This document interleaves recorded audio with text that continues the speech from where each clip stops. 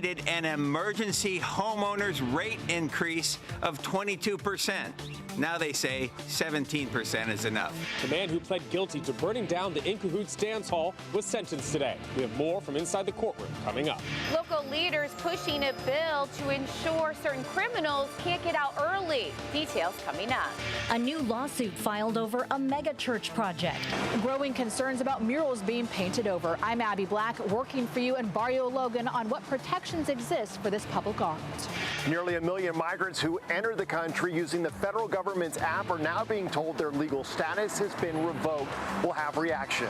We asked you to save the Pajama Project, and you did. Thank you, San Diego! The feel-good follow-up. Yeah!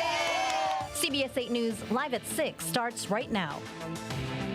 We begin tonight with a public hearing over State Farm's request to raise rates for homeowner and rental insurance policies across California.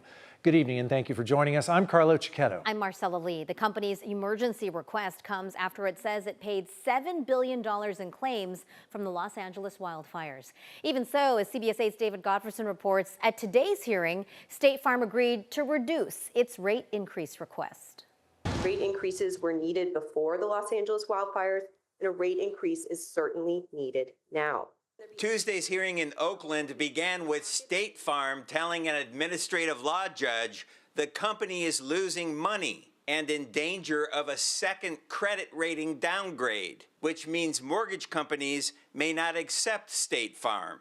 If that happens, it would mean that hundreds of thousands of State Farm general policyholders may have to find new insurance. That would send a shockwave through the California market, and it simply wouldn't be possible for many of these homeowners to find new insurance, and they'd be forced onto the FAIR plan. Last month, State Farm requested a 22% emergency rate increase for homeowners policies. But now they've agreed to reduce that request to 17%. And they brokered a deal for its parent company, State Farm Mutual, to contribute $400 million to a surplus reserve account. The California Department of Insurance is siding with State Farm. It is not in California consumers' best interest to allow State Farm General, the largest property insurance in California by far with 20% market share, to go bankrupt or to otherwise withdraw from the California market. If it turns out the emergency rate increase is determined to be too much, ratepayers will get a refund after a full rate increase analysis can be completed. The nonprofit consumer watchdog objected. Policyholders are not insurance company investors. They don't pay premiums to boost a company's surplus, and they're not here to bail out the insurance company. State Farm is also requesting emergency rate increases for renters, condo owners, and rental units, increases that Consumer Watchdog says are not backed up by data. There is no justification for the emergency rate. Those State Farm rate increase hearings are expected to continue in Oakland through Thursday. If they get approved, the rate increases would go into effect June 1st. David Godfreyson, CBS 8. Thanks, David. Today we learned the woman rescued from a storm drain in Poway has died. 59-year-old Yasang Zhou was reported missing last Thursday. She was then found in a storm drain off Beeler Canyon Road yesterday after authorities found a car and scattered belongings near a pond. First responders pulled her out of the drain about 2:30 yesterday afternoon, but she was pronounced dead about 2 hours later. We still don't know how she ended up in the storm drain. The man who set fire to the abandoned In Cahoots dance hall in Mission Valley on Christmas Day learned his fate in court today. CBS 8's Alex Cheney was at today's sentencing and joins us now with more. Alex? Yeah, that's right. At the San Diego Central Courthouse today, admitted arsonist Joel Humphrey was sentenced to 2 years of formal probation. And he may be releasable to a residential drug treatment program after today. Joel Humphrey was arrested about a week after the December 25th fire. Humphrey was not charged with intentionally setting the fire. He instead pled guilty to a felony count of unlawfully causing a fire of a structure, and that plea deal got him a lower sentence. In court today, Humphrey's lawyer asked the judge if his client could be allowed to have an incendiary device, such as a common lighter, during his probation because Humphrey smokes cigarettes. The deputy district attorney said Humphrey, who was homeless at the time of the fire, was smoking inside of the building, which caused the fire. The judge denied the request.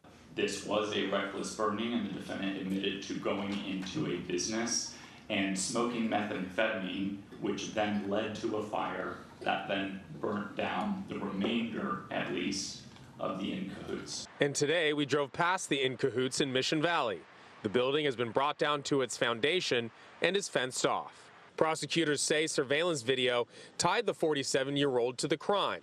They also say Humphrey actually admitted to arson investigators that he started the fire. This wasn't the first time flames have engulfed the former dance hall.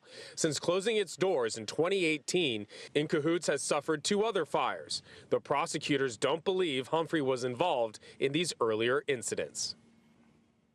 The judge said that Humphrey has already served more than 99 days in jail, so he can be transferred to a residential drug treatment program and be released in the next few days. Reporting live from downtown San Diego, I'm Alex Cheney, CBS 8. Thank you, Alex. Okay, you're almost out of time if you want to vote in the special election for the District 1 County Supervisor seat. The polls close in less than 2 hours. San Diego City Council member Vivian Moreno, Imperial Beach Mayor Paloma Aguirre, Chula Vista Deputy Mayor Carolina Chavez, Chula Vista Mayor John McCann, and others are vying for the seat left vacant by Nora Vargas.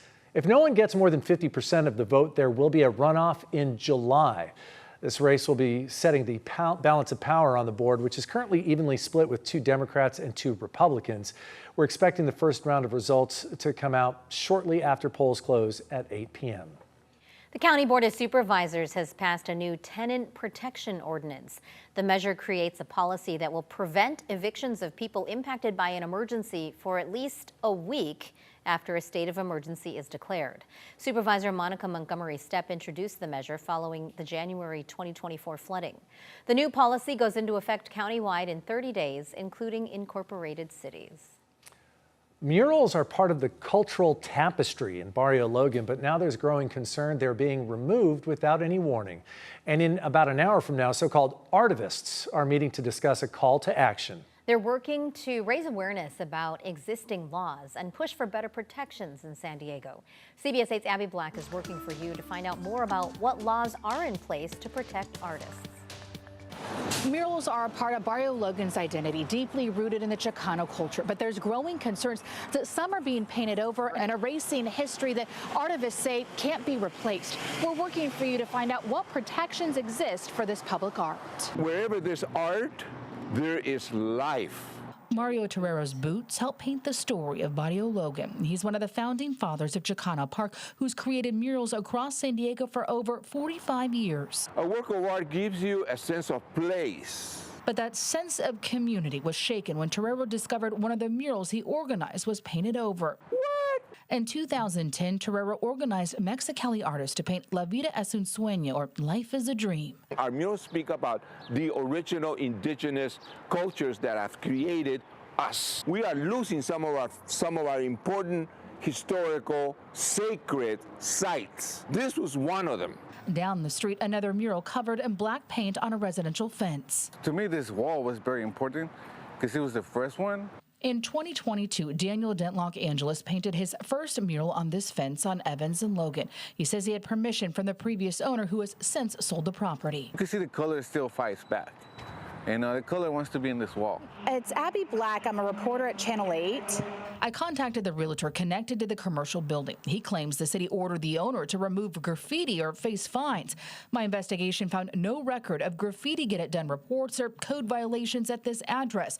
I'm still awaiting response from police. The way it should have happened, it should have called me, called us. Through my research, I discovered that under the California Art Preservation Act and Federal Visual Artists' Rights Act, these murals can be protected. Sarah Mondragon is the founder of the Barrio Artists Partnership, an advocate to protect art and provide resources. It's actually 90 days you're supposed to allow an artist to remove their murals or document them for posterity. My investigation also revealed that unlike Los Angeles, San Diego lacks strong ordinances to enforce these laws. While artists demand action to preserve their cultural heritage, I've repeatedly contacted Councilwoman Vivian Moreno's office, but I've received no response. And it's never going to go away, never going to die, no matter how much they think they're going to paint us out. Working for you in Barrio Logan, Abby Black, CBS 8. Thanks, Abby. And remember, if there's something you'd like us to look into, email us at workingforyou@cbs8.com. Right now, some San Diegans are suing the city over the approval of a nearly 1,000-seat megachurch in Del Cerro. The group, called Save Del Cerro, claims the city accepted a flawed environmental impact report that failed to address zoning, traffic, air quality, and noise concerns. The lawsuit argues the 6-acre plot should have been considered for housing. This comes just weeks after the city council announced the All People's Church project, partly to avoid a lawsuit from church leaders. The Department of Homeland Security has issued a waiver to allow it to bypass certain environmental regulations and fast-track work on more than 2 miles of border wall here in San Diego County. It's the first environmental waiver of the new Trump administration. The waiver applies to the Jacumba Gap Wall project, the Smuggler's Gulch project, and the Four Wall project, all of which DHS says will close critical gaps and enhance border security operations. Tonight, nearly 1 million migrants who entered the U.S. using a government-run phone app are being told their legal status has been revoked. We'll have those details still ahead. Plus, San Diego leaders rally to pass a bill they say will close a loophole in the state's parole program.